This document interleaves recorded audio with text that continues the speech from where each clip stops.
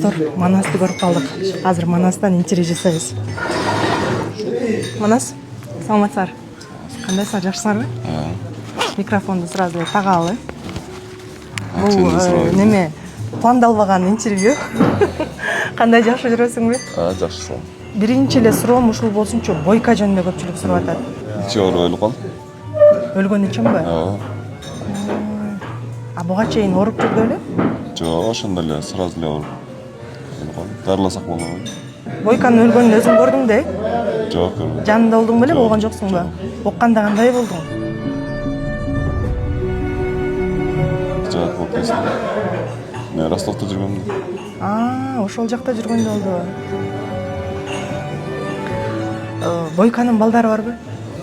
Эми туулуп атышты. Жакшы экен анда. Анан Манас көпчүлүк эле баягы оюн жөнүндө эле сурашып атат да. Силер деле оюнду күтүп атсаңар керек, Оюнду күтүп атканбыз, башка спорттордо эле, күрөштө, бокста, олимпиада болот да, алар ошого максат коюп даярданат. Бизде улакчыларда, Кыргызстанда жылына 3 турнир болот, чоң турнирлерден 3 болот эле. Биз ошо 3 турнирге даярданып элек. Болбой калды. Ошону күтүп атабыз буюрса.